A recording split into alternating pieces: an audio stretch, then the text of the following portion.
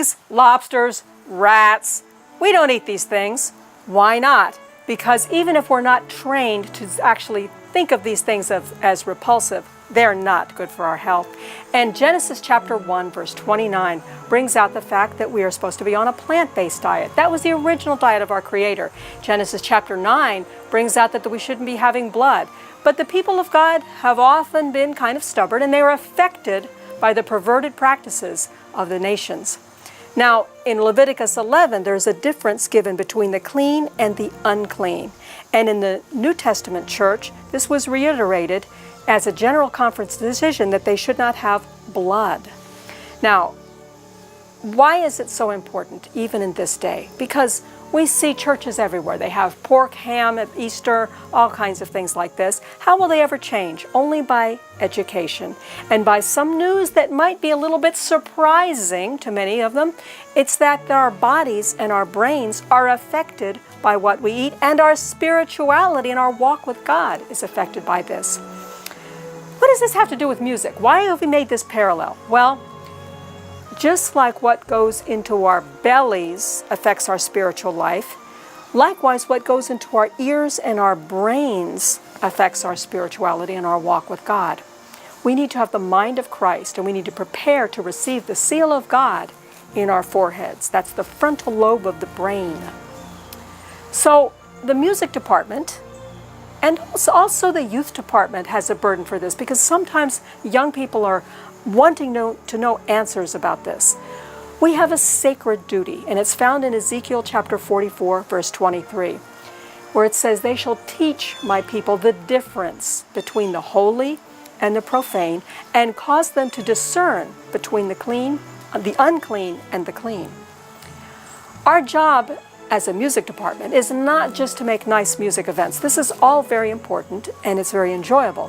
There's another duty that's involved, however, and that's why the youth department, the GC Youth Department director, has actually prepared 2 presentations, and the music department is working together to put this information into a magazine to go around the world in October 2018 and make people to understand a little bit more about the principle involved here.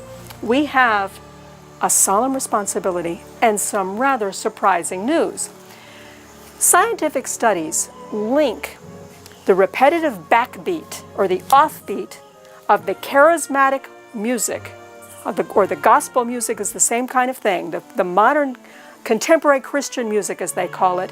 It's associated actually with frontal lobe shrinkage. In other words, shrinking your brain to make it smaller. This happens whether it's at a fast clip or a slow tempo. In other words, we all are familiar with chomp, chomp, chomp. Sometimes the song doesn't start that way. It'll gradually sneak in, and by the end you hear it in full force. And also, even when it's slow, it can be very subtle and go chomp, chomp. This still affects our bodies in the same way. You know, whether we're young or whether we're old or whether we're whatever, now is not the time in history to be shrinking our frontal lobe of our brain. We need to receive the seal of God in our foreheads in order to pass through the time of trouble and ultimately be saved for eternity.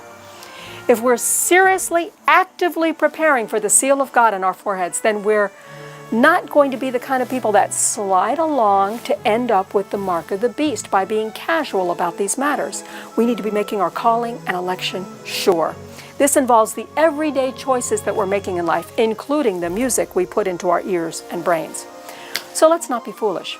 We need to really cooperate with God to receive the seal of God in the forehead.